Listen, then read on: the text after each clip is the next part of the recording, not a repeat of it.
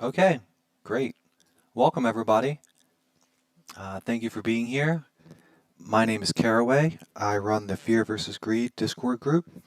Chewy is one of my team members, and Crypto Chris is the leader of the Outback Finance project.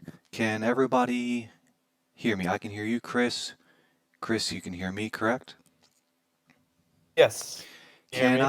I get a somebody in the audience? Can you tell us? Can you hear me and Chris? Sweet.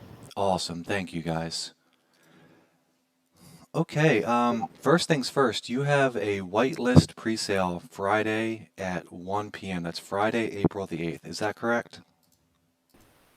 Yep. Pretty excited about it. And it is 1 p.m., right? Because these time zones are Yeah. confusing. You got daylight Yeah. savings 1 time. p.m. 17 UTC. Uh, I'd try to do any more conversions. I'll probably mess it up. So we'll just leave it at that. Okay, after the show, me and Chewy are going to do a raffle. We're going to be giving out 5 whitelists to audience members from your group, and we're going to be giving out some to members of our group as well. So thank you Awesome. so much for providing those. Um, Yeah, of course. I guess, Chewy told me I need to say a few words about what we do. So I track hundreds of DeFi projects and I present them in a simple daily format. I also do a weekly sort of newsletter. So I work on this all day. We have over 100 members. And if anybody from Outback wants to become a member, DM me. We'll work it out after the show. I am offering 50% off this first month. So that would come out to, after you prorate it, something like, I don't know, zero point 0.4 something AVAX. Anyway, was that good, Chewy? Chewy tells me I need to promote myself. Outback is an auto staking protocol, and you don't have to do anything except for hold it, right, Chris? Correct. Yeah, it's pretty straightforward, pretty simple. Okay, tell My us. big thing is like what drew me towards the auto staking was it's one of those things that I like to think of crypto. If it's so easy, my mom can do it, then that's what I try to do, and that's what drew me towards the auto staking. Right, I love it. I mean, if I have to, the thing that I hate the most, and I'll never do another one of these, is if I have to actually claim or I stop getting rewards. Right. Those are the worst. Um, Yep. Tell me about the public pre-sale because not everybody's going to get a whitelist, but most people want to be involved in this project. When is the public sale? What time, etc.? So what we're gonna do is we're gonna do a whitelist presale Friday, as you mentioned. That'll be at 17 UTC. That'll just be for our whitelisted members. They are offered the cheapest price to buy the token. We're hoping to raise 650,000. I think we can hit this mark pretty easily, hopefully. Um, and then we're gonna have a week cooldown uh, to our public pre-sale, which anybody can participate in. You get to buy the token at a discounted price, and it helps us raise money for our treasury. But the big thing is with that week off, you don't really see that very often. But what we're going to do with that is we already have some partnerships and YouTubes and marketing campaigns set up so that we can just cover the entire space basically. I think that's something huge that not a lot of projects have ever done. Sim from Sphere recommended that, and I was like, well, yeah, that's a good idea. So we're just gonna hit. We have a marketing manager. A lot of people hire a marketing manager after their launch and after the token, drops 120%. They'll hire a marketing manager that helps them. So instead of hiring them later on in the process, we brought them on board early. We did that just so we could cover some of the space early and then just really attack it once we kind of get the funding we need. And I gave them a lot of firepower earlier, but this is just adding more fuel to the fire. So that'll be our whitelist pre-sale, which is Friday, then our public pre-sale next Friday, and then we'll be adding liquidity that next weekend and start trading. So I thought the liquidity was going to be added on the 17th. I- Yeah, the 17th. But what I didn't realize was that was Easter weekend, so we'll work that out with the community.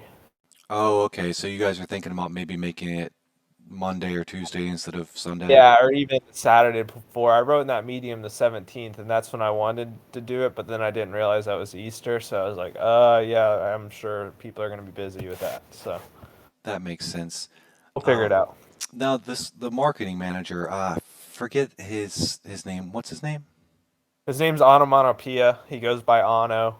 Um, I've known him for a long time. He's pretty big in the DeFi space, but he's a professional marketer.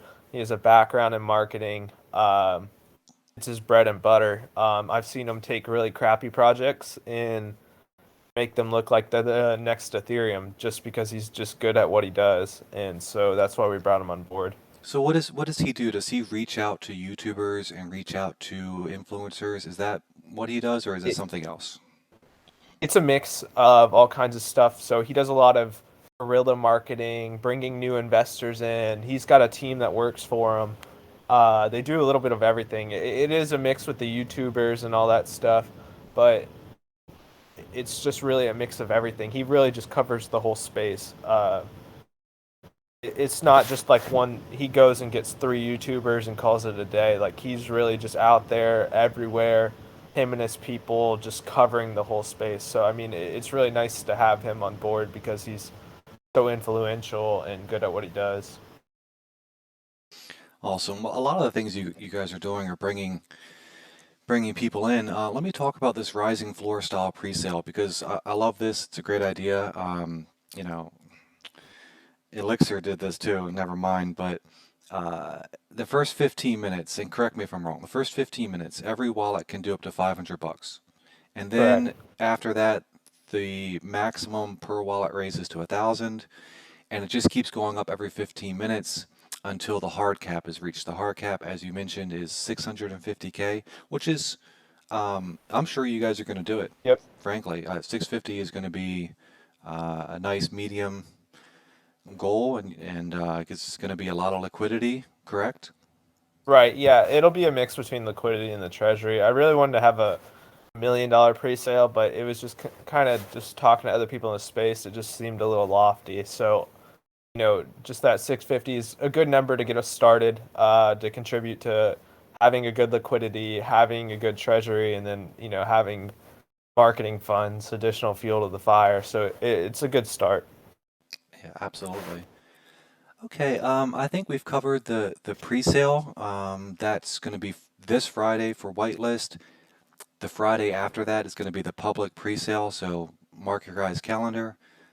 Liquidity will be added a couple days after that, and it'll be fully publicly launched. Um, Correct? Right. Okay. So tell us a little about yourself. What were you working on, before you committed to Outback Finance? I've kind of been in the space for a couple of years now as both like an investor, a mod, sort of a dev, like working on different projects, kind of just advising for projects. And it's always been like one of those things where I've always wanted to start my own project, and I've worked on other projects. I've basically helped run projects before, and basically, I got to the point where I was tired of dealing with other people from other projects, and I'm like, I think I can do this well on my own, and I think I can grow a strong community, and I think I can, you know, I have enough ideas on what I can do to provide value outside of just the basic norm, and so I committed to doing Outback, and I had a great team that helps me, so that's kind of where I was. And then before that, I owned a couple businesses. I still own those businesses, but that's kind of more like I'm in the stage of my life where other people run those businesses, and I'm just there. But yeah. Awesome. I hate to bring this up, but you don't sound Australian. Now, why is that? No, no. So when I was looking for inspiration to name the project, I am not creative whatsoever. That has always been my demise. Our original logo, I did. That's why it looked the way it did. And my best friend is Australian. and I was just talking to him. I was telling him like, "Hey man, like I can't come up with an idea." And then we just started spitballing, and then he said something where like it was so strong I couldn't understand his accent. And then I was like, "All right, Outback Finance, that's what I'll name it." Because I mean, he's from Sydney. Him and I have been really good friends for a long time now. It was just kind of funny. Did you know that Australia used to be a penal colony for the British government? Yeah, I did actually. Yeah, and not a lot of people knew that. Now, I've had auto stickers before that didn't update in my wallet automatically. I don't know if you're aware of this problem, but Yeah, you would have to like interact with the contract in some way for the balance to update. Is right. Outback gonna solve that problem? Yeah, we will because luckily we have Sim in our corner from Sphere Finance, and he's been kind of giving me some pointers here and there. He's like, "Hey, we had this issue. This is what you can do to resolve it." And so, he's been a tremendous, tremendous, tremendous help for us. But yeah, so all those little kinks and stuff that you see at the beginning of protocols should be worked out, should be smooth. Everything will be good. Awesome, that'll be great. I swear I sold my Leviathan because it wouldn't update. I just said, Really? I said, this is not an auto staker. This is some kind of manual staker, Yeah. and I'm looking for auto staker. Um, let's see, your APY is 300,000% per year. So if I buy 100 RU at launch, I'll have 300,000 RU a year from now, correct? Correct. Would you say that 300,000% is a modest APY? No, I think it's pretty high. Eventually, it's going to be like a model that we move away from. It's definitely going to be here to start. It's definitely going to, take advantage of it while we have it, but it's not sustainable forever unless we're constantly bringing new people in, which is the goal. But it's just, you can't, even Bitcoin can't bring new people in forever. So, I mean, the goal is to start out with this, let everybody enjoy the high APY, everybody get all their rebases, and then we'll be moving to, some more sustainable models, and we're going to be adding a bunch of wrinkles that basically you can have the same success but without that super inflationary APY. I'm getting an audience question. I don't want to mess up the format too much, but this person asks if you are rushing the project. They want to know when you're going to have the website up, and they want to know do you feel that you're rushing it or do you not feel that way? No, I don't think we're rushing it at all. Basically everything's been done before we even launched the Discord. The thing with the website's done. The website's been done for a week. We haven't posted it yet, but because we changed the contract format of the pre-sale, because originally we were going to have the $1.5 million pre-sale, and then we were just going to have it no rising ceiling, no, anything like that. But we changed the format of the pre-sale. So that obviously we had to change the contract, and then when you change the contract, you got to kind of change some of the stuff on the front end. So yeah, the site should be up today. It's We're definitely not rushing anything. If we were rushing stuff, we would have put it out already. We're ready to go, and we're all really excited. So No, I think you guys are doing this just right. I mean, you've got it ready. You're building hype, you're building the community, you're making sure that everybody understands everything about the protocol.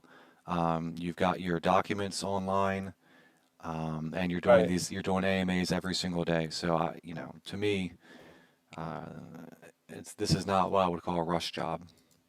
thanks. Yeah, no, I mean that was a good question from whoever asked that. It is a lot of a big issue with some protocols, and then stuff doesn't work. But we're really trying to cover all our basics here and really just make sure that we do everything right, and that we're transparent and honest all the way through. It's really just the goal with everything. So tell us something that you've learned about crypto or about DeFi through the process of starting this company and launching this project. There's a lot of different interesting things that like perspectives. This is a really good question that there's a lot of different perspectives you don't really see as an investor that you see as a founder that are just kind of like little nitty gritty stuff. Just the contracts, just the making sure everything works. And community is just such a huge aspect of it all. Community is pretty time consuming because everybody lives in different time zones, and it looks bad if your founder is offline. You know, during your time zone. If I get on during the day and I don't see the founder or interact with the founder or something, it looks bad on the protocol. So that's been like an emphasis that I've tried to like be online as much as I can. There's just all little sorts of stuff that you don't really like know about. Like, you got to constantly tweet and, update your white paper and be flexible on dates and stuff. And it's just learned a lot. And then, quite simply, not everybody understands DeFi completely. So we want to make it, like I was saying, so easy my mom can do it. And that's why I was really attracted to these auto staking protocols. But my mom's, not technically savvy. So if I can, show her how to do it, I feel like I can show anybody how to do it. So that's just something I always, a unique perspective that I've really kind of learned since taking on this role. Does your mom own any Bitcoin currently, or crypto? Yeah, she's actually. Uh, I had to explain to her Bitcoin, and then I kind of explained. It was like a week-long process where I explained Bitcoin, and then Ethereum, and then MetaMask, and then I got her into Phantom and some of these other, altcoins, just because it's hard to play around with Ethereum, um, and waste all your money on gas. But yeah, I mean, she's pretty into it. She likes it a lot, so cool. Yeah, I told my mom to go to Coinbase, buy some Right. Bitcoin, and that's it. Do not buy anything else. That's what I told her. Because, Yeah, but I mean that. she's 70 something, so this is like good advice Right. for a 70-year-old. Right. Yeah, it's perfect. So you've been in crypto for a long time, I take it. Yeah, yeah. I mean, I wouldn't say forever. I'm not like one of those people that bought Bitcoin in like 2012 and are like sold it in 2017. I kind of really started getting into it in 2017. A friend of mine had gotten into Bitcoin, said it was kind of the future, and I bought some, and I ended up like losing the access to that lot, that Oh stuff that we did it with. no. Yeah, it wasn't a lot though. It wasn't like it would have been life-changing money. It was, during the bull run in 2017, so it wasn't like I bought it at $100 or something like that. It was, you know, So what it happened? would Did probably you did you lose access to the wallet and you forgot to write down the seed? yeah, it was on some old computer that I had, and then I don't know where the computer's at and all this other stuff. It's just the password, the user, basically everything. It is what it is. If I ever find that wallet, then I'll get lucky for, maybe $1,000 or something like that. But it's nothing crazy. So what excites you about crypto? Considering, I mean, you have been in it 4 or 5 years is a long time in crypto. What Right. what is it about crypto? I know you're starting a project, that's like really exciting. But in a more generalized way, what is it about crypto that still excites you? DeFi. I love DeFi. I don't really care for Bitcoin and all that stuff because I just love DeFi. Just the whole concept of DeFi and how there's so many different aspects where you can make more money, doing nothing than you can at a job or starting a business and stuff. Just even like simple stuff like just staking for, on Anchor Protocol, just staking your stable coins. Like that's just so unique and, at 0.5% interest in your bank compared to 20% per year. I mean, that's just such a huge difference. And that's why it's really exciting, is just because there's a lot of opportunities like that where it's kind of like this is, the gold rush 2.0, in my opinion.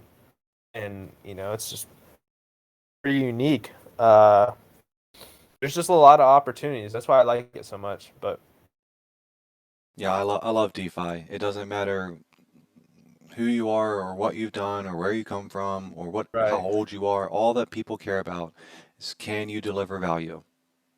And Right. And, that's how it should be. yeah, for sure. I mean, even like prime example is Sifu, right? Like, as bad as he is and a crook and all that stuff, I mean, nobody knew Wonderland. I mean, they had delivered so much stuff with Wonderland, and so many people had got rich off of that. Like it was almost to the point where like it didn't matter that he was Sifu. I mean, when it came out, obviously it was really bad, but you know, like that's just such a unique thing where it doesn't matter if you're just some little 13-year-old kid, or it doesn't matter if you're a 70-year-old who can barely walk. Like you have an opportunity in DeFi, and everybody has an equal opportunity. So it's pretty cool. I have a little story about Yahoo. I'm sure most of us know Yahoo used to be like one of the biggest companies in tech. This is before Google came along.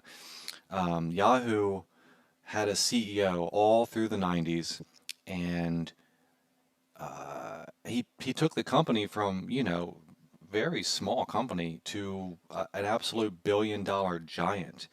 And he was a black belt in karate, and he was a fighter pilot. He had a degree in computer science from Temple, I think, and it came out that none of these things were true. He didn't have a degree in computer science. He never even went to that. I mean, he went to some college for something. He didn't have no black belt. The guy didn't know how to fly a plane, but he took that company from zero to the very top of the mountain, and they quietly fired him, and they gave him a big fat severance package and said, we'd love to keep you, but it's just bad PR now. But did you ever hear that story? Yeah, no, I've heard that once or twice where, they didn't. He was awesome, but they just PR wise, they had to let it go of him. Yeah, because he told people he was in the military, and that's not cool to lie about. And Right. he also told people he was a black belt. Like, what did he think that up one day and just went with it for 14 years? Yeah, I guess. I don't. Um, I don't know how I, people do that. I saw. I respect the guy because he led the company. People loved him. People thought he was a great boss, and it was a great company. I mean, Right. Right. I've Yeah, I got saw a video the other day of somebody pretending to be in the military, and they got really like in trouble for it. That's a big deal. But yeah, I don't know if I they don't know if faking a black belt is not the as big of a worst. deal, right? They call it Uh, stolen valor, and it's a thing now, but back then it was anyway. I'm looking at my questions here. I have a question. Who wrote this? It says, did you know that the koala bear is not a bear but a marsupial? yeah, I did actually. Did you know Uh, that?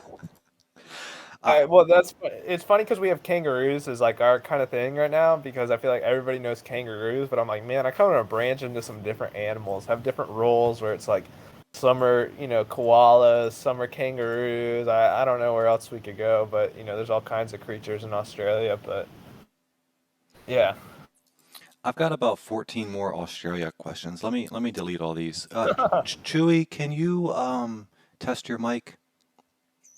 Yeah, I'm here.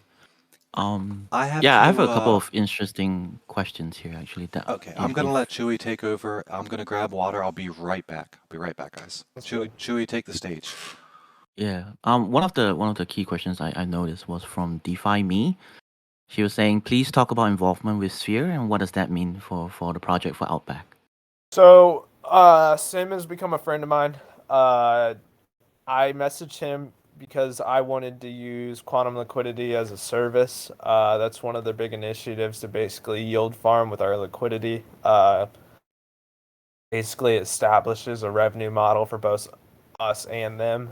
It's a really cool thing what he's building, and it's really cool how he can bring together multiple projects, even though like most of those projects are like almost carbon copy of what he's doing.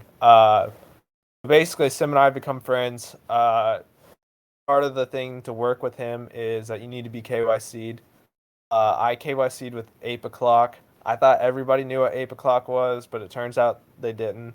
I did it with them just because I knew they were a big DeFi news source and a lot of people had heard of them, but apparently not. So the deal was that if I KYC'd with Sim, then we could work together. So I doxed myself to Sim. I did the whole sent him my ID, showed him a second form of ID, all that good stuff. Uh, and from there, we've just been talking a lot and kind of building together. Uh, we've been, kind of constructing some stuff together that is pretty interesting. And we'll be one of the customers, one of the first customers, if not the first, for quantum liquidity as a service to help us grow the protocol and basically kind of, I wouldn't necessarily say it's a partnership, more just like a mutual beneficial relationship, help grow both projects together. So Right. So you are publicly doxed to Sim.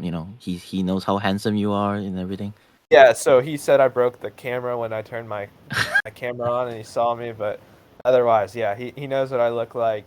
He could fly to my house and come knock on my door with the information he has. So Yeah, yeah. I think that's really good because with all the polls and everything and the negative space right, that we yeah, have I mean recently, I think.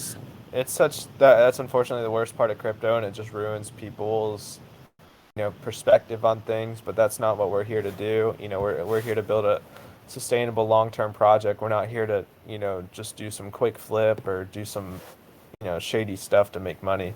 We really want to build something cool here. Right. Yeah, yeah. I think it's really positive news that you got your docs. Could you also share what you see for Outback in 1 year, 2 years, maybe even 3 year timelines? In light of the short-lived projects here in Yeah, so DeFi. there's a lot of short-lived projects, and they mostly just pump and dump right after the pre-sale, and that's not what we want to do. Basically, we want to implement stuff that makes us both sustainable and kind of constantly grow with the market. Well, how do we do that? Well, we're going to add a bunch of unique factors that you've never seen before. Basically, we're going to move to some different models, like I kind of mentioned earlier. We're going to offer some single staking for both FTM and USDC. That's something that's never really been done before, where you can literally, why are we doing that? Well, you don't have to. There's a lot of people on the sideline with big bags that don't want to switch out of their FTM, right? Well, how can you Yeah. get them involved in the protocol without, you know, without them just totally swapping out of their FTM? Well, then they can just stake their FTM to earn root. Now, there is going to be a percent fee that goes to the treasury, so we can continue to grow the treasury and earn more money for the treasury when they do that single staking. But basically, that's going to be a huge thing that's never really been done before. We're working out with Matrix. They're an auto compounder for LP. We're going to add some unique LP stuff to allow people to help contribute to the liquidity. Um, that'll help us grow as a protocol because when you have big sell-offs, you know, when you have like 600K liquidity and then you have like a 10K sell-off, you can see like, maybe a 0.5% price dip, 1% price dip. Uh, and basically, we want to avoid that by growing a large liquidity. And if we can Right. provide value to investors who hold the LP, it helps us grow as a protocol and it helps us use the treasury to basically generate other revenue models for holders of root, because that's kind of the end goal of be all in, goes into the 1 2 year 3 year plan, whereas we want to provide value deeper than the root token itself. We think we have that set up for the short-term future where you can get paid out in stable coins. That'll be like a big thing, is like a weekly payout in stable coins. That's a model we're moving towards, so there's a lot of unique stuff that we're building. Wow. Sounds really good. Um, Jay, any whale tax and how will it affect the project in long term? Hey, So I just want to interrupt you guys. I'm gonna click this button. Hold tight. Is everything good? Is everything still normal? yeah, I think so. Okay, I never What? clicked the start event button, and the Discord was no, everything's fine, but Discord was like just kept reminding me, and it was driving me crazy. So we're back. Keep going, guys. Oh, good. You like pushing buttons. Yeah. So the question again, any whale tax and how will it affect the project in the long term? So there will be the dynamic tax model. Basically, what it does is it kind of fluctuates the sell tax based off how much liquidity you're going to drain with your sale. Um, this was built by Sim, and I think it's one of the coolest things I've ever seen in all of DeFi. Um, because basically, buy and sells drain the liquidity. Um, so when that happens, then like what I was saying before, bigger price sells really swing the price when you have lesser liquidity. So having this LP tax will help save the protocol, basically. Um, that'll be a big factor moving forward. I think that'll be really interesting, and it'll help us you know, keep the liquidity where we want it to be at and continue to grow it. So Yeah, yeah. Um, Danny really likes the rising pre-sale ideas, and but he was wondering how are you going to battle the congestion on the blockchain? Because when Sphere launched it, and I was there during the pre-sale for Sphere, Sphere had right, quite a bit some lagging issues that people were unable to purchase. They were only able to get 1K instead of the 4K that they wanted to. So right. what is your strategy to combat that? So basically, you know, Sphere's on Polygon, and Polygon's a good network, but it's not Phantom. I think a lot of people are going to be really impressed with Phantom. I've been a part of some big project launches as an investor, and I've been a part of big days on Phantom where everything gets kind of congested. But congested for Phantom is like nothing compared to any other project. In my opinion, Phantom's like the one project that could actually take down Ethereum, just because the Really? gas is so good and the speed of transactions is good, where the network congestion really doesn't happen similar to Polygon, or really any other blockchain.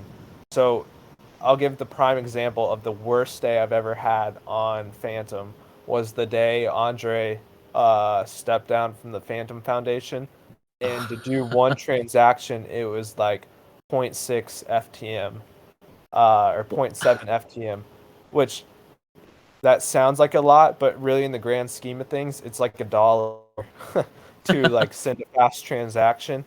So, you know, basically I'm not really worried about it, but we do have the pre-sale model set up where Spheres was automatically the ceiling rose automatically each 15 minutes, and ours is manual.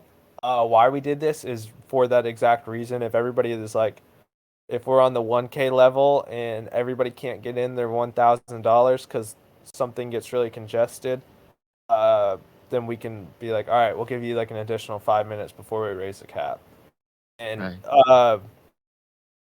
I think that'll be beneficial to everybody. But I'm not really worried about the network congestion just because of how good Phantom is. So Right. Um, Hot Girl 93. Wow. Will any, will at nice. any point rebasing be reduced in rewards or stop completely? No, the rewards will never stop completely. So the way it functions is it's a decaying rebase. So basically, the emissions kind of gradually get lower and lower. So this is to help combat inflation. Um, so basically, no, it'll never stop, but we will move to more sustainable models that allows us even more combat against inflation. It's a bunch of different unique mechanisms that are both being constructed and are already done. Like, a large percent of the taxes gets burnt anyways, just to help combat the inflation. We're just gonna have a bunch of different burn mechanisms, and I think that's really where we're gonna innovate the space. It's just because we're gonna have a lot of unique burns, so we don't really have to worry about getting overinflated. So Right, something right. we're really concentrated on. We're not gonna have some ridiculous APY and just everybody get hosed by super high APY. Yeah. Um, TD was saying that I see initial liquidity on the white paper set to 600K. Right. But now you've mentioned that initial rule. I love that. I love that name. White sale for 650K start was for the liquidity. So you already have 50 mil tokens set for treasury. Why is initial liquidity set so low? Yeah, 600K is a rough ballpark number. You have to consider the 600K is derived from both RU and from USDC. Yep. We want to grow liquidity. Uh, you know, we do want to have we want to have deep liquidity.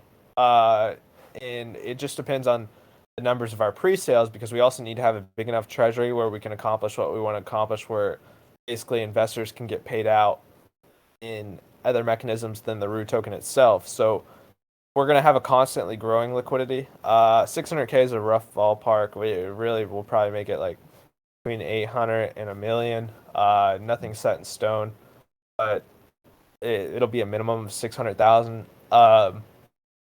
600,000 is still pretty good. And then we'll have some increased taxes at the beginning of the launch, so there's not a bunch of whitelist dumps. And if they do whitelist dump,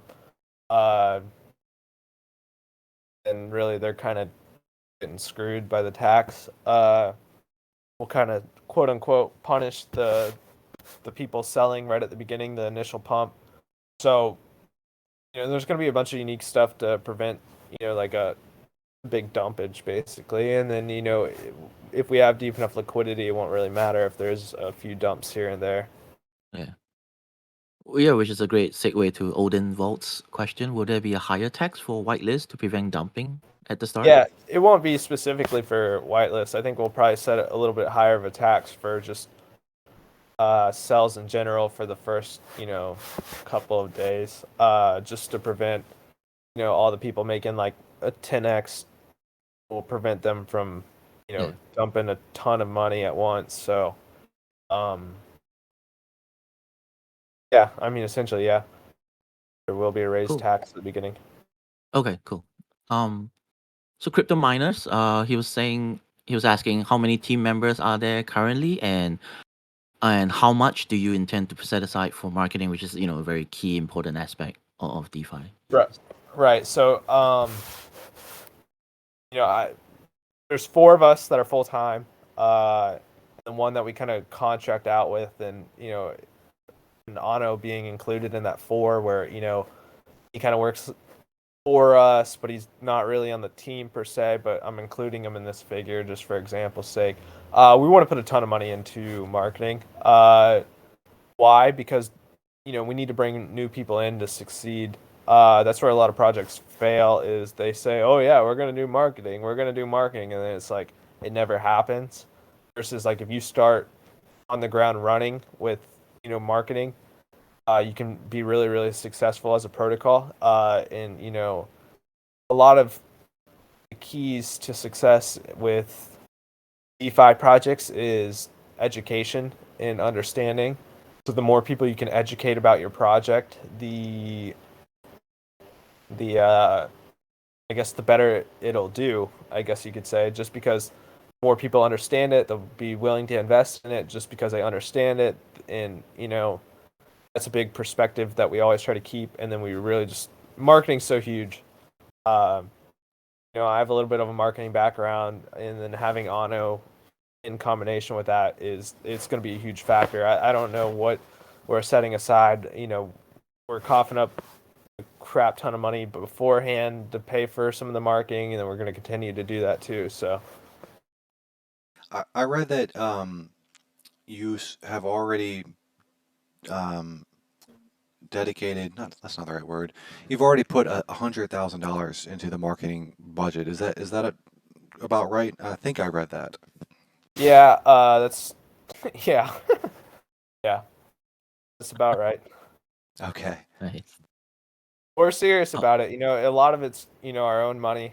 Well, it really is our own money that's paying for that. But that's what we've used to help grow it, and then we'll continue to grow it too. So we're taking it seriously.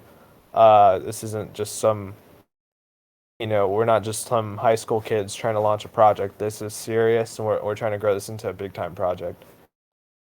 I see that there's a vesting period for team member tokens. Could you speak to that? Right, yeah, so it's linear. So that means we receive a certain amount of tokens a day. Um, the thing is, we're all smart people, I would say. The other founder that you guys see in Discord, Paul, he is, I don't really know what to call him, but he is like a genius when it comes to trading. So basically, team tokens are such a controversial topic because people don't like it when the team sells their tokens. I mean, we only receive a few tokens a day, not a few tokens, but we receive a percentage of tokens a day. But you have to be smart as both founders and like just regular people on when to sell those tokens, so you can, basically pay for your real life, but you also have to do it in a matter of fact way where you don't damage the liquidity and don't damage the protocol. So, we're going to be really smart about that. We're not going to dump our tokens. We're not idiots like some of the people you see out there. Um, but yeah. Good answer. Mm. Let's take another question. That question came from TD. Do we want to take some bring some audience I on would stage? I would love to. I don't see any hands up. Does anybody want to raise your hand? And in the meantime, let's just ask. TD wants to know about other utility for Rue. They're worried about that the lottery won't be burning enough. And basically, are there any other features that you haven't announced yet that will lead to the supply side issue being addressed? Yeah, I mean the black hole stuff. Like I don't want to rip everything that Sphere does off, but the black hole stuff is already programmed into the contracts, where it's basically like the dead wallet, the burn wallet is rebasing at the same time as every other wallet. So basically, eventually, it'll get to the point where the burn wallet is, making more money than everybody else. So that means like a ton of, tokens are being burnt constantly. I mean that's programmed into the contract. Um, that helps eliminate inflation, and then we're having a couple other mechanisms. It's like one of those things where what we were talking about earlier, where you don't really see stuff as a founder. It's almost like being a politician. um you don't want to say stuff and then it not happen, you know what I mean? So we're building some other mechanisms as well, but I don't want to like just publicly come forward with them just because I know they work and I know they're going to work, but I don't want to just be like, yeah, we're going to do this and then it end up not happening. But we do have a variety of other burn mechanisms, basically just to combat the inflation. Uh, with having a high APY, that's a huge issue, and that was the major pitfall of like DAOs and stuff, where their APY was like such a high number that you couldn't even read it because it was off the screen. So you know, I like to say that we're smart people that are pretty experienced in this space, so we know what to do to fight that and how we can make it sustainable for the longest period of time. A lot of people, I'd say almost every single project that I've been involved in as an investor, which has been dozens and dozens, there's always this concern about front running bots. What can be done about them? Are you going to blacklist them? Are you going to do any kind of fake out tactics? And I know that this is a strategy, so you have to keep it hidden, but this is a really interesting topic, and I'd like to get your unique developer insights on it. Yeah, so like the Phantom ecosystem didn't really have a lot of issues with a lot of bots until really like the Tomb Forks started taking off, like the sandwich bots and stuff. There's a bunch of stuff you can do to fight it. You can have your own bots to beat the bots, and we have some bots to beat the bots, um, and always increasing your gas and lowering your slippage is another good method. You never really have to worry about it. Um, Especially with the sandwich bots. If you increase your gas, lower your slippage, it's not really an issue. So that's just something to keep in perspective. I don't mean to pile on here, but somebody should write some sort of guide explaining this whole thing because it is a problem. I mean, Right. I look at certain I could name projects, but there have been projects that have been might have been great projects, but they seem to get destroyed because I guess they had too low of liquidity or they started the token too low, and a few wallets seem to scoop up all the tokens and then just dump, and then it never recovers because the chart gets so ugly that Right. even the most beginner trader is not going to buy in. Right. I'm thinking of spooky verse, the prime example of Uh, this. I'll have to check it out. But yeah, I mean that is an issue where like there's huge dumps at the beginning and just basically scares everybody off. Um, and every project to a degree has a sell off after the initial pump. You Sure. can't just expect it to just be some green line from the bottom left hand of your screen all the way to the top right hand of your screen. And I'm gonna try to do my best to remind everybody of that. Even the best of projects have a little bit of a sell off at the beginning. It's just natural market movements, and if that scares you off, then you know Is it low liquidity? Is that the number one reason why these? I would say so. I would Yeah, say that low liquidity is a large factor, and then it's just a little bit of market psychology too. yeah. It's a mix of both, but that's why we're trying to aim to have deep liquidity right from the get go. It's a mix between having deep liquidity and a good enough treasury where we can actually do stuff with the treasury. So Yeah, I don't think that you're going to have these kind of problems because the projects that I'm talking about launched with 15,000 liquidity, 30,000 liquidity, maybe 60,000 that's horrible. liquidity. And then Yeah, that's so low. you get some whale that comes in with 40,000 bucks and can basically destroy the project and Oh, you does. don't even need $40,000 to swing the liquidity with that low of liquidity. Right. Yeah, I mean, really, you only need 1,000 to 2,000 with that low of liquidity. Yeah, I mean that's why we're putting such an emphasis on it, on why it's so huge to have a big liquidity number. Are you From the guys get-go. programming your own automatic market maker? Or see, I don't know. That might be a stupid question, but are you guys going to have your own AMM or are you going to use? I'm blanking on the Premier Phantom decks. We're gonna use Spooky Spooky at the swap. beginning. Yeah.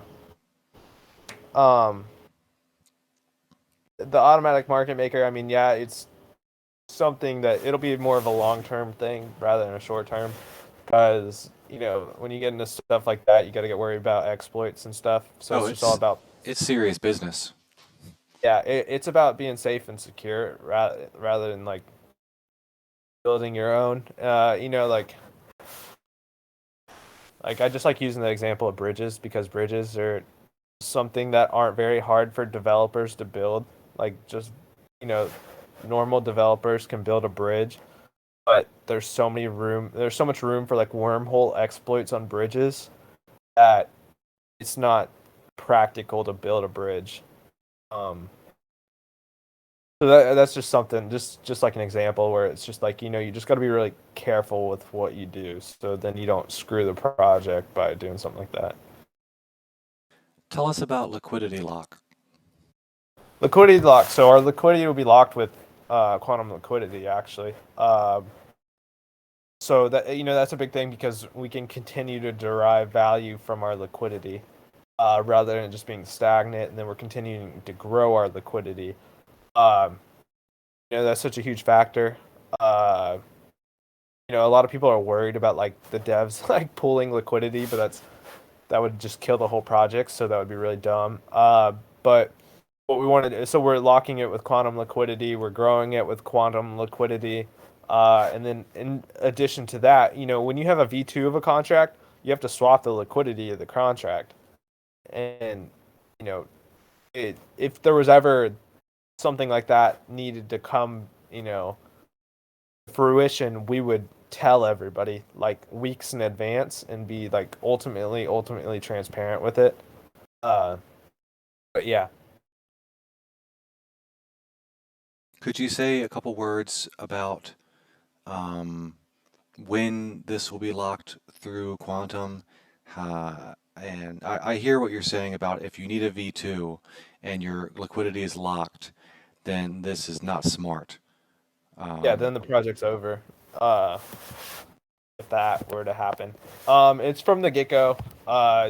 It'll be with Sim and all them. We'll have not 100% sure of all the logistics, but it'll be a multi sig and all that. It's really So, sorry to jump in relation to this question, KLX was asking how long will the liquidity be locked for? I'm not sure. It's up to the quantum liquidity stuff. I think it's for a couple of years. I mean, most of this like locking liquidity is with like poop coins on BNB. You want to hear that they're locking their liquidity because they're going to pull their liquidity at some point. Uh, and this isn't some poop coin on BNB. We're trying to build and cultivate here. So it's like one of those things where it's Like it'll be locked in with quantum liquidity where we can grow and earn, revenue for our treasury based off quantum liquidity. I'm not 100% sure how long it's locked, per se, but yeah. Yeah, I think we can try to find out, and then we can let the audience Yeah, know I as can well. let So that, everybody know. yeah, It's I understand why everybody is asking that question because it's such a huge factor. You don't want something like that to happen, but that's such a huge thing with like these BNB poop coins. Is locking liquidity and all that stuff. But really, when you're trying to build an empire and build an ecosystem, if we were ever to switch to V2 and our liquidity is locked for 99 years, I don't think all of us have 99 years to wait to move to V2. So it's just something just to like keep in perspective. yeah. Would we have a max buy or sell per transaction? The max sell per transaction will be like 1.5 million RU. There's no max buy, but there will be a 1.5 million max sell. And if you want to sell more than that, you just have to do 2 transactions. So that's the max sale. I think this has been a great AMA. We've got at least a few more minutes, and I've got a couple more questions, but I just wanted to offer to the audience again, if you'd like to raise your hand and take the stage, we would love that. And and yeah, it's been 51 minutes, and we were aiming for 40 to 65 minutes. So just a heads up, everybody. Yeah. Chance of whitelist, if you ask a question. Mhm. The punished sperm is asking the launch Oh, date. He wants to know the launch date. No, that's fine because a lot of people came here late. So the launch date is going to be a day or two after Easter, or perhaps the day before Easter. I know that's not the answer you guys are looking for, but Chris had scheduled it for Easter, and then people said, "Hey, that's not a good idea." So probably Monday, right, Chris? yeah. So right now on the docks, we have I know for a fact the public pre-sale is going to happen next Friday. Well, the whitelist pre-sale is on Friday the 8th. The public pre-sale is on 4/15, and then we'll add liquidity to start trading either the 16th or the 18th. Originally, I wrote it as the 17th, but that is Easter weekend. So obviously, a lot of people will be busy and preoccupied. So starting trading on that day would be really, you know, stupid, in my opinion. Yeah, I don't think you should do it on Easter because people are going to be driving, people are going to be flying, people are going to be, this and that. And they don't want to, people are going to say, "Oh, what are you doing in the other room on the computer?" And they're saying, "Oh, Right. I'm, Yeah. No, I you would be know, neglecting my family if I did that. So. exactly." So, um, Chewy, do you want to grab another question from the audience and it probably will be the last one or two questions. Yeah, I think just a couple more. I think alternative, and also a couple of guys was asking the same question. What is your vision? What is the vision that Chris has for this project a year from now, and why he thinks that he'll be able to realize that vision? I think people are looking for something beyond a couple of months, a project that's long term. Right. So yeah, they're curious about this question. So, we want to build an ecosystem on both Phantom and with Brew token itself. So, how do we acquire that ecosystem? So, we're going to do a lot of stuff with the treasury where we can basically derive a lot of different values to the RU holders. So, basically, like what we're talking about is like the acquisition merger with Matrix, where we acquire like the auto compounder. We're going to do some unique stuff with that. Basically, we're going to have it set up so we can constantly adapt to the market, constantly adapt to what's going on in DeFi. Basically, we can constantly add and innovate, and we're not set in stone with just a rebasing token. Uh, that would just be instant death, in my opinion. If you're not constantly innovating and adding new mechanisms to derive value, your project's worthless. So, that's something that we've really put an emphasis on, and we're going to try to add some innovative stuff, like I've already said, with like the single staking with FTM and USDC and, other FTM assets. We're working on some big partnerships with other cryptos, so we're gonna have some unique stuff with them, with probably some LP pools and some different, staking pools. Really, there's a lot we can do to add value, and really the ultimate goal is to create both an ecosystem in Phantom and with the Rue token. So really, that's kind of our goals. We have this Phantom. I forget. I changed the name because it was the Phantom Foundation, and then I realized that was taken. It's like the Phantom Alliance, where we're kind of like working with different Phantom projects on how we can make them all together, all better together. And basically, the end goal of that is to just derive value back to the Rue holders, and grow the ecosystem. What is the first idea that you have for the treasury? First idea is we're gonna try to acquire Matrix, and I don't want to overstep here with speaking too much, but I want to. Matrix is a lot like Beefy, but I think with our staff and our people running the ship a little bit, we can grow it bigger. So that's something that we're looking at doing, and then we have a couple angel investments lined up.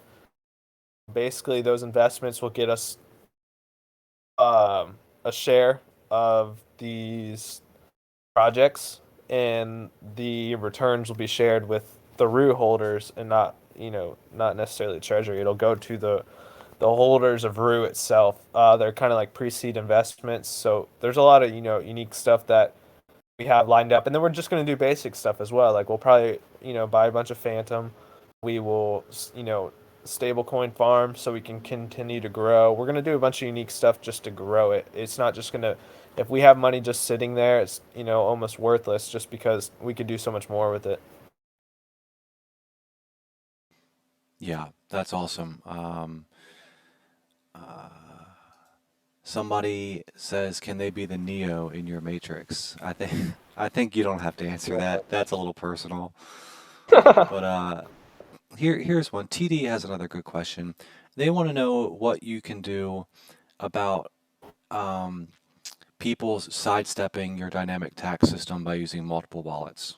And that's a fair question. Yeah, no, that's a good question because either way, they're getting taxed no matter what way they want to try and do it. Basically, they're still going to drain the same amount of liquidity, whether it be from it's an algorithm, so it's just adjusted off the sale number, and they'll still get taxed the same amount if they do it from one wallet versus 10 wallets. It's just they'll have 10 times a smaller tax or one time just a big tax, and then not only that, they have transfer tax as well. So it's like we're getting them somehow, and it all equates itself out. So Yeah, good answer. So there is going to be transfer tax then. That's confirmed. yes, Okay. Okay. Because that was a question on that earlier that I yeah. noticed. T Dizzle asks, is there going to be any DAO involvement in deciding how the treasury is used? Yeah, I just hate the word DAO. We'll use community involvement 100%. A big thing that I like to put out there is that I'm a transparent dude. I'm an open book. We will definitely get the community's involvement with everything. If they don't want us to do something, then we don't do it. It's not my project; it's the community's project. I'm just the guy that's just putting it together. Um, we do have stuff lined up for the treasury that we don't have to do. We're going to be open and transparent about it before we do it. Um, but we do have an idea of what we think would be best, and we will make sure that we get across our point of view before we ultimately decide what to do. No, I love that answer. I invest in projects that I like the leadership of because I think that they'll make better decisions than me. Otherwise, there's lots of different people competing for my money. You know what I mean? Um, Yeah. I have one more question, but I want to give the audience one more chance to raise their hand, and also Chewy, if you see any questions that we've missed, you know, please present them. Go for your question first. Well, my last question is, uh, what is the last DeFi project other than your own that you invested in, and why? Oh my gosh. Man. See, like, was it a good project? No, but was it interesting? Yeah. I mean, what I found really interesting was the Genesis pools and Tomb Forks because it was free money. And it was a really interesting strategy to basically start off a protocol. Um, basically, the Genesis pools allowed you, for those that don't know, allowed you to, say we're on Phantom, I could stake all my Phantom and earn that Tomb Forks token for free most of the time. And it was just a really cool concept. So that was kind of like the last stuff I was playing around with. Before that, I think everybody kind of liked the DAOs. I played around with some DAOs. Um, they ended up, failing, obviously, but it was, pretty cool. Cool concept until then. So. Well, yeah, good answer. These tomb forks are they were like really popular, and then it was Titano season, and now it looks like we're entering a new phase where Titano is still on top, but we see elephant rising. Um, Chewy, This one's It's do you have I'm anything not gonna else? lie, I don't know what elephant is. Yeah, elephant is basically I don't fully understand it either. I spent a long time researching it last night, but anyhow, Chewy, do you have any more questions? I think last one is what sets Outback Finance apart from the other projects, and then maybe Chris can wrap it up after that as well with his closing. Yeah, so Outback, I think, is what we're trying to do is the main difference is, a lot of these projects launch with no initiative to make it past the first week. They just want to get a good pre-sale, get money from the pre-sale, and move on with their lives. And what we're trying to do is build a long-term sustainable project. We're not trying to build just some, backyard Titano fork just for funsies. That we're trying to build a long-term sustainable project that will constantly be able to adapt to the market. And this is a good question too, right here at the bottom. What sets this part from Sphere? So basically, what we're starting out with is the fundamentals from Sphere. So basically, what I think is Sphere's build a beautiful project, and if it ain't bent, don't break it. I think that's how that expression goes. I might have butchered it, but anyways, we're starting out with that beautiful system, but then we're gonna add our own unique twist to it and our own unique and like innovations to it. Essentially what we can do is create the Phantom ecosystem. Uh, we can create an ecosystem with Rue, and basically the end all be all is to deliver value beyond the Rue token. That's our ultimate goal. That's our big thing. Is you know we don't want to just have one form of revenue for our investors. It's just like anything else in life. Like if you want to be Jeff Bezos, you need to have multiple revenue streams. Well, it's the same thing with, this is we have to have different revenue streams to succeed. And then, you know, there's a variety of ways to do that, but I think what the foundation we've laid will help us succeed better than any other protocol out there just because of how committed we are, how, our innovations are there. We're not just going to sit back and, you know, just let it happen and watch what happens. We're going to constantly be on top of the ball, doing new changes, doing new things, trying new things, and basically just, building a big ecosystem. And then I really think what sets us apart too is just how serious we're taking this. Like the fact that we have a marketing manager that cost us a fat amount of money before we even got to the pre-sale. This isn't just some lackluster, lame attempt to be a fork. We're really trying here, and we're trying to build something big. Awesome, awesome answer. If I can just say a few words about Fear versus Greed, I want to remind people that we are offering 50% off for the first month for everybody who came here from Outback Finance. As soon as the AMA is over, me and Chewy are going to do a raffle, and we're going to announce the whitelist winners. It's going to be 5 people from the audience um, that have asked questions, and we're just going to line up the names so that everybody has a number, and then we're going to pick the first, Google raffle random number generating thing that we can find, and we will get those right away. After the raffle, I will check all of my DMs, um, and I think that about covers it. Chewy, do we have any last minute questions? Yeah. I think that there's one that I was curious about. Is about the multi chain? Is there, can rebase tokens go multi chain, and is there any plans to go multi chain? I'm not gonna rule it out. Why? A lot of projects fail when they go multi-chain, but I'm not gonna rule it out either. We'll see. We're tracking almost 500 projects. We're adding 6 to 12 new projects a day.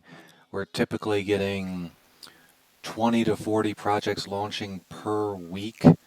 And we're covering them all. We're giving you the buy tax, the sell tax, any selling restrictions, anything else you need to know, such as does this project have 300 members in their Discord or does it have 30,000 like Outback Finance?